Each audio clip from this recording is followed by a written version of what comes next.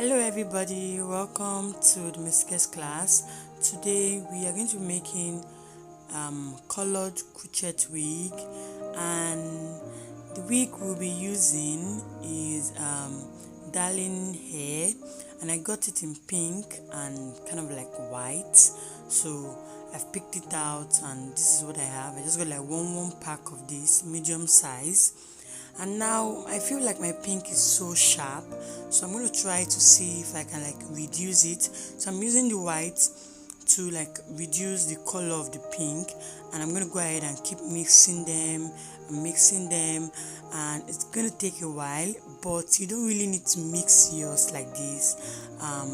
You can go ahead and just use any color you want if you're okay with it, but I decided to mix mine, and I just decided to like show you guys how I did it.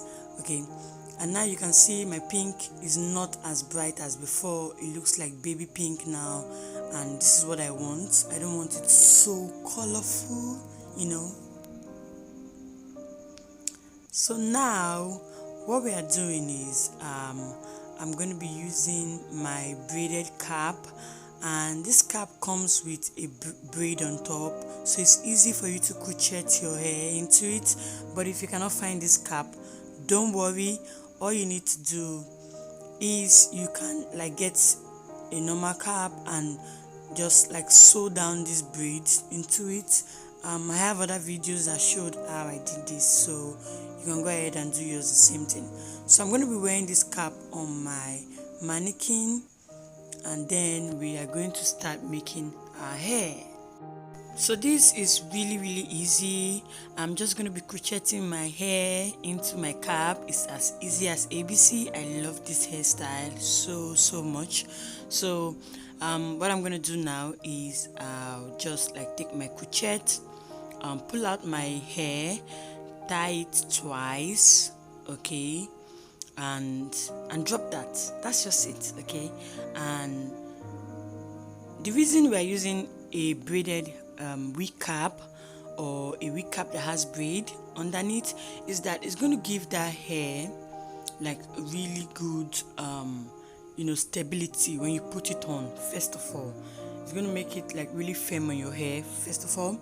Secondly, it's going to make you not use so much hair, because when you use your cap directly, what happens is that as you continue to fix in your hair, gradually the cap is going to start like weighing down, and it's going to start falling off because of the weight of the hair.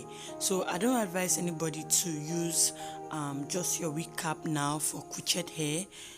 Make sure you have like a braided hair on top of it to give it that firmness, and so that you don't use so much hair and make it look like you're fixing it on a real human's head. You know, if you want to fix crochet on your head, you have to weave it.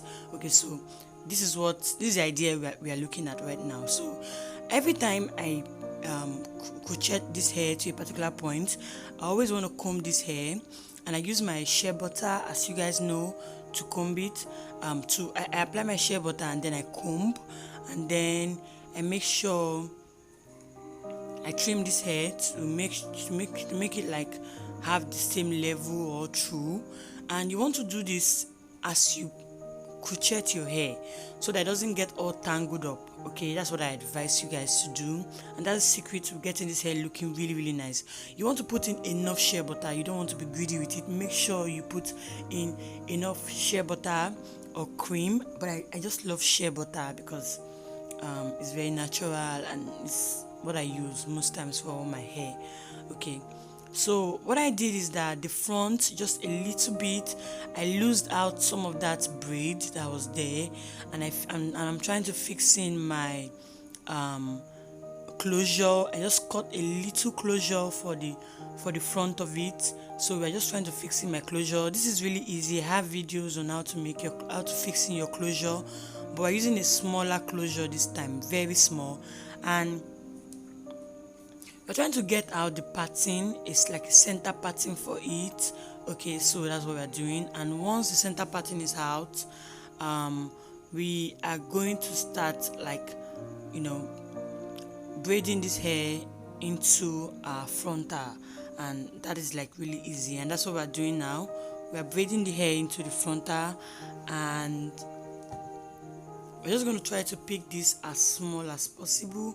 And the reason we are doing this is because we want that front to look as nice as possible. You don't want to start picking the closure hair so big, because you want it to look really neat. So as you can see, this is what I'm saying, it looks really nice. And because this closure is old, it doesn't look like really presentable, so we have to like use thread and needle to add some more hair that we can just braid. So we're braiding it like just little, about just 3 braids, then we tie. Okay, so you're not braiding the hair all out, just braiding it little. And that's what we're doing. So once we tie this out, we can now decide to like, braid this out now.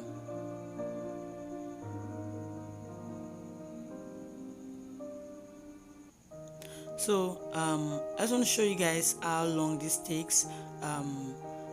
You want to be as calm as possible, and you don't want to rush when making your hair.